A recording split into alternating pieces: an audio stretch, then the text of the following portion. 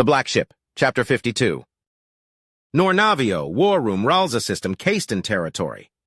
I apologize for the error in my report, Your Majesty. We expected more ships to be present, according to the reports provided by Admiral Vashakati, said Saratan Dashir, lowering her head slightly in deference. Your apologies aren't necessary when no fault was committed. Information is rarely unchanging as time passes, Princess Clara Astor replied, wearing her personal armor. Her eyes moved among the rest of her head officers and Cynthia before settling on the holographic map displaying all the information they had on the Ralza system. The star was an unremarkable red dwarf with only 3 planets, 2 rocky and 1 frozen planet of little interest, and a sparse asteroid field. The system itself was almost worthless, but its stability and the number of jump points towards more essential systems in Kayston Territory made it an ideal candidate to house at least one sizable dockyard station for rapid response operations. While the Abolisher of Indignity wasn't the most massive station she'd ever seen, it easily dwarfed Woodshaft in size alone. It was also beautiful in its own right. It had domed sections, offering a view often reserved for larger habitats or luxury stations. It had been lovingly crafted with smooth, sharp edges that were more aesthetic than practical, and the heraldic shield of House Kayston was plastered on several hull segments, artificial lights illuminating its glory for all to see. There were hundreds of docks set around the station, and most of those same docks were being occupied by one ship or another. Most of them were civilian-grade ships, and thus untouchable even if they bore House Kayston's banner. Aside from the dockyard, however, there were 2 additional stations in the system. Closer to the most transited jump points leading further into Kayston Territory, an outpost station checked in for every entry and exit out of the system and was modestly defended by a dozen satellites, 2 frigates, and a full wing of drone fighters. In high orbit of the second rocky planet, a small O'Neill habitat spun slowly, smaller in size compared to the Eternal Garden. There were some defense satellites in place, but the majority of its defenses were hidden in its hangars, which housed vulture fighters, probably some other models, and a few gunships, if any, since the Abolisher of Indignity was present in the system, providing an effective deterrent. The dockyard existed to house the majority of House Kayston's power across its immediate neighboring systems, an efficient move that spared as many resources and credits as possible in active ships in every system. Pirates, rebel groups, and rivalries with other houses were always a risk to take into consideration after all. Even so, despite the succession dispute taking place, she expected to see more than 60 warships, all Kayston-owned, docked at the station. Most of them were frigates, likely a mix of scout, rapid response, and escort classes, a couple of corvettes, 5 light destroyers, and a single line cruiser. The Reaper's eye had also detected 5 groups of 4 warships, each roaming the system near other known jump points, ready to intercept and give early warning on any possible enemy. The fact that those groups were formed entirely out of mere frigates was telling. How many of their warships can truly be classified as such? The princess asked, her attention mostly focused on her objective. The frigate and the corvette-class vessels are patrol-standard constructs. Only their contingent of destroyers and the cruiser acting as their local flagship are true Royal Navy-grade warships, my princess, Saratan replied, relief not reflected in her face, but in her voice. Our forces? Clara asked, slowly tapping the table with a finger. Ready and eager to carry out your commands, my princess. The Reaper's blade is in position to launch boarding action with but an order, and our forces are waiting to strike, Fabian de Shire replied. Our systems are operating at optimal parameters, Your Majesty, Lupin Lusanto added proudly. We've infiltrated their communication channels and have begun uploading our ghost AIs, my princess, Galt Tirome said, slightly bowing his head in respect. They won't have time to organize a proper response. Excellent. Most excellent, Clara said, pleased. With but a thought, the map shifted, zooming to where the wing and a half-fighter screen was slowly approaching the dockyard. For a split second, the idea of contacting Wyatt crossed her mind, but it was gone the next moment. After the events of Hastrung, she was almost certain that Wyatt wouldn't simply try to board the Abolisher of Indignity by himself. Almost. Instead, she turned to Galt in full. Once our ghost AIs are inside, our attack will begin. Galt nodded once, as did every other head officer, but only Galt was sincere. She could sense the doubt and concern the others were projecting. Glancing at Cynthia, her ever-staunch and stalwart defender, the blue-haired woman blinked slowly. "Do my head officers have concerns they wish to speak out?" "None at all, Your Majesty," replied Lupin before anyone could beat him. "Indeed so?" Clara mused, her gaze intensifying. "Must I remind you that I have little to no experience in military matters? Commander Redford Kalin was the main architect of this assault plan, but I am your captain and admiral. Speak now without fear of censorship or punishment. I desire to know if there are flaws that escaped my gaze due to my ignorance," she said all too easily, her tone heavy with just enough authority to make them know they couldn't refuse to answer again, but in a cordial tone that invited them to speak their minds. She watched and sensed the siblings exchange glances, their emotions and surface thoughts colliding for a moment before settling into a more cohesive unison. Sabraska was closer to Galt. Her lingering doubts would be but a footnote on the more pressing issues, and solved without her speaking a word. Finally, the gaunt-looking man was less concerned about the plan of assault and more preoccupied with his position and standing.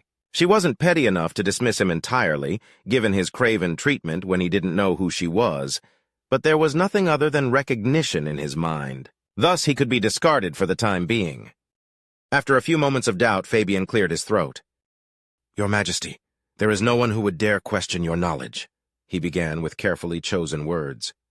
"However, there are some whose voices raise concerns, personal in nature, little better than gossip, but perhaps with your auspicious permission heard all the same?" The supplication, shielding himself behind politeness, deference, and giving himself an easy way out to blame others, was exactly what she expected it to be. A measured response, typical in the lives of nobles that offered her no surprise. With a hand gesture given, the princess's approval was granted. Fabian allowed himself a moment to adjust his uniform, an attempt to portray himself as dignified and professional as possible before royalty. Then he continued, "There are those who voice that the tactics used are dishonorable in nature. Of course, not one single formal complaint has been issued, for this matter is of more personal and moral issues." "Dishonorable?" Clara repeated the word with such a weight that for a second everyone felt as if someone had grabbed their stomach, only to squeeze it then ever so gently. "Captain de Shire, tell me in your most honest opinion, did my uncle Duke Draymore act with honor as he launched his coup? Did he give prior warning before he struck, other than a heated argument against your liege, my brother, the prince? Were his forces honorable as they struck across Aster territory, creating blockades, destroying ships, and ending the lives of thousands when his treachery was laid bare?" Her eyes became cold, distant. Where was his honor when the royal favor was hounded, nearly destroyed, and saved by pure serendipity? Were we not ticked and ambushed from within, stalled at gin tracks by noble traditions and the rules of engagement broken as black ships surged from the black with killing intent? Have you forgotten Felicity Centaur's ploy? Where was her honor then shown? For a long, cold moment, Fabian held his breath, his silent answer given. Then the princess released a sigh, also giving his frozen lungs a chance to relax. "You are most certainly correct, Captain de Shire. There is no dishonor to be found in the employment of our tactics. They have broken the rules of engagement first. This is not a petty dispute between guilds, nobles, or houses. This is a succession dispute that pertains to the best interest of the Astorian Principality. These traitors have broken many rules of cordiality, honor, and long-standing tradition as far as hostile engagements are concerned. However, they retain a certain measure of rectitude that I will not break."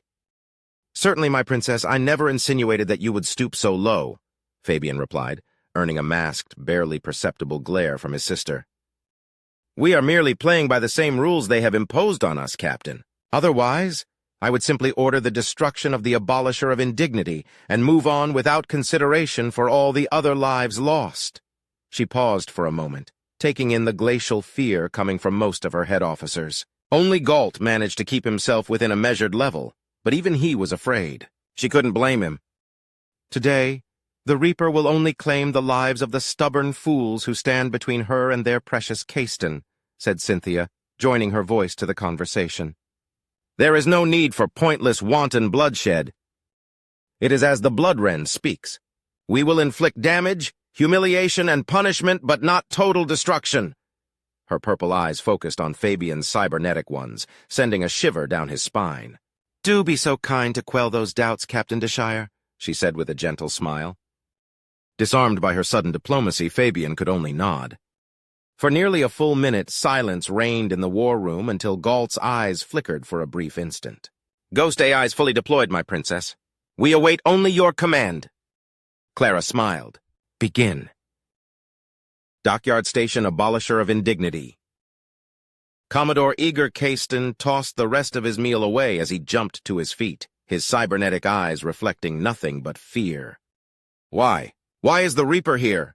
How did she arrive in the system without noticing their warp signatures? That murderous bitch! What can I do? What can I do against that monster disguised in human form? He asked himself, desperately trying to find an answer that wouldn't come.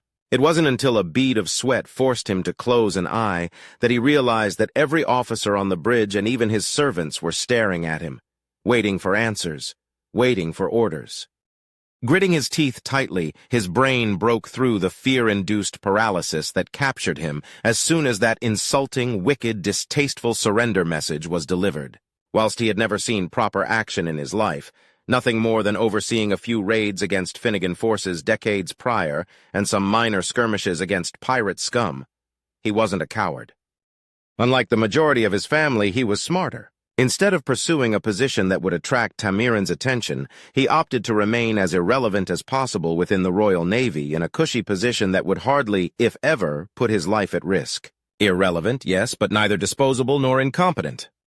Igor knew that recalling the patrols would be pointless. The nearest patrol would take hours at least to arrive, and every second that ticked by was against him.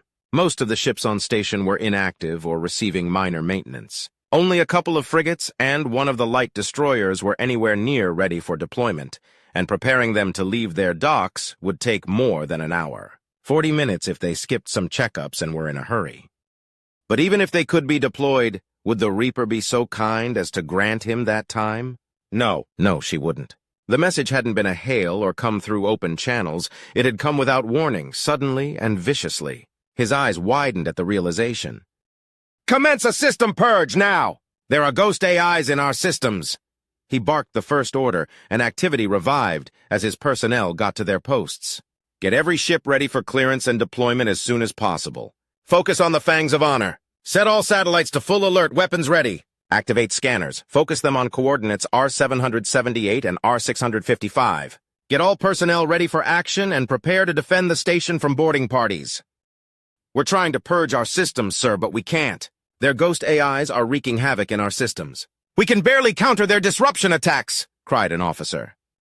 "Shields at 80% capacity and dropping. The generator has been compromised. Technicians are trying to compensate and isolate the enemy AI, but they don't know if they'll be able to do it before we lose our shields," cried another. "Several sections have activated their blast doors, locking themselves up. We are trying to override," came another panicked voice. "Lord Igor?" asked one of his personal maids. "Should we evacuate?" "I will tolerate no cowardice or desertions. Anyone caught trying to flee unauthorized will be executed immediately," Igor countered, pointing at the nearest comms officer. "Transmit that order now. Get me my armor now," he ordered, turning to his butler. "Sir, with all due respect, perhaps we should consider surrender," said his intelligence officer.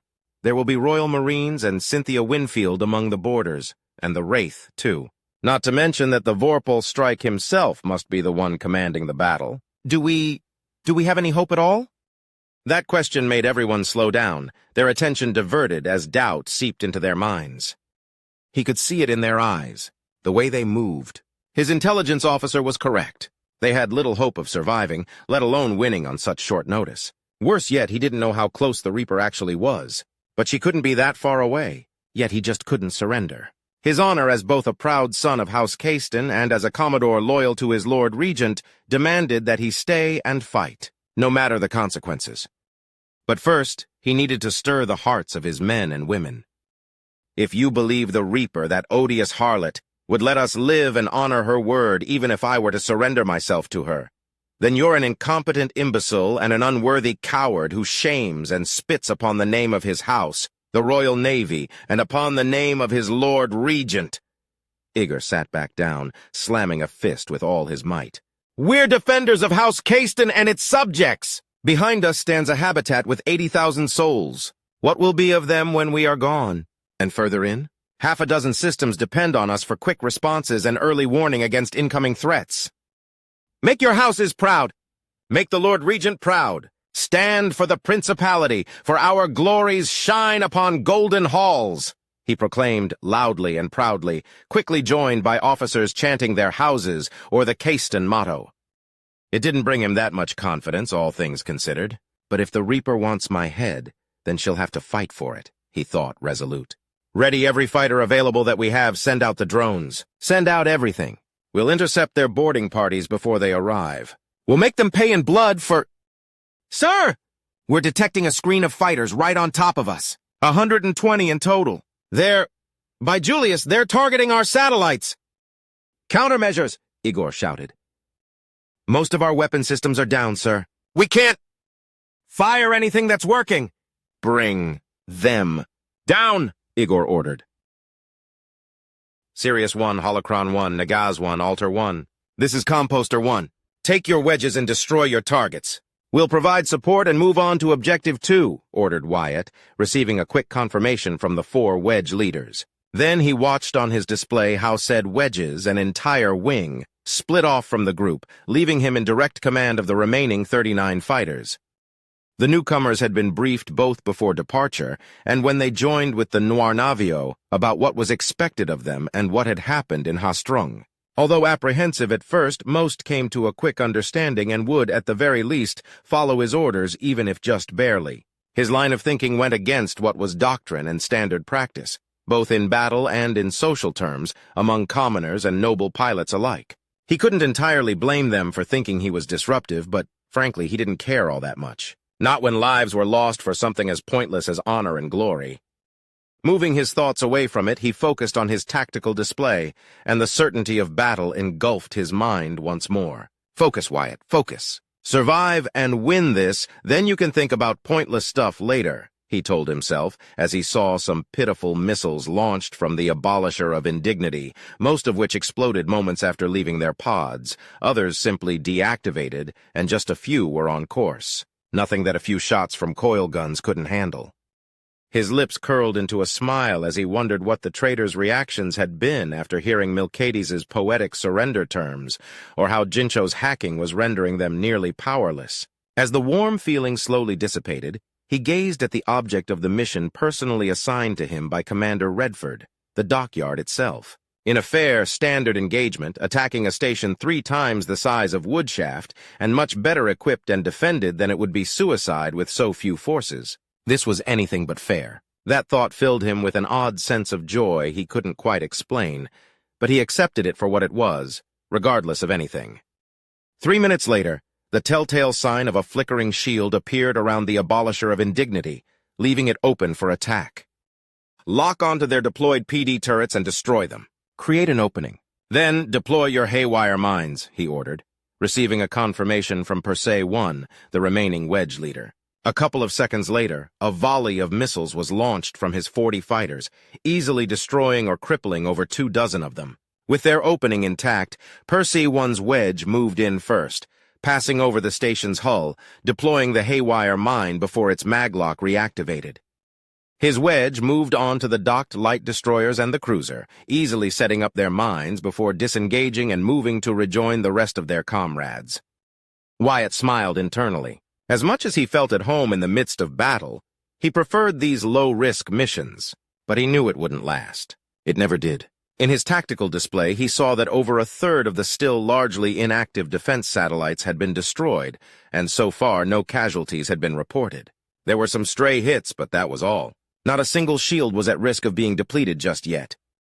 Moments later, he saw nearly new signatures appear on his tactical display, pouring out from the Abolisher of Indignity until, less than 10 seconds later, 350 signatures were visible on his screen. Focusing on the new enemy, he inspected their formations, and relief filled his heart. There were only 2 wedges of real fighter pilots at the back of the formation. The rest were mere patrol fighter craft and drones at that. Dangerous in large numbers, but stupid and easily predictable. "Every fighter on me, form up!" Wyatt commanded as he did a quick diagnosis of his fighter, making sure everything was in order. Should we bait them to chase us, sir? Asked Gregor. There's no need to lure them out. They won't pursue us far, Wyatt countered. Once everyone has rejoined the formation, we'll move on to the offensive. We'll remain united, giving the drones a single target to focus on. That way they won't scatter. Don't target the drones at the front. Target the ones behind them with your missiles. They don't carry Hawk missiles, so the range of their missiles will be shorter and have a weaker yield. We'll launch 2 volleys at once. After that, we'll move in closer and destroy the rest. Don't take any unnecessary risks. What about the traitor pilots, Lieutenant Commodore? They're moving much slower than the drones and don't seem eager to engage, said Holocron 1. They're likely hoping the drones will take many of us out. Cowards! Proclaimed Alter 1. Whatever the case may be, we won't engage them unless they engage us. Understood? Wyatt asked, his voice carrying a firmness that only rarely had been there before. Sir, came the collective reply, though not as sincere as he'd hoped it to be. A minute later, the wing and a half was complete once more, formed into a tight formation that forced the drones into a tight formation as well. They advanced as one, going against the standard procedure of squadrons splitting off to face their own enemies. Volley! Wyatt ordered. A second later, 240 missiles were deployed with the fighters accelerating right behind them. 100 drones replied, launching one of their 2 available missiles in an intercept course. Less than 30 missiles were destroyed before they impacted their targets. The drones, having much weaker shields and poor armor compared to a Raptor fighter, were easily destroyed.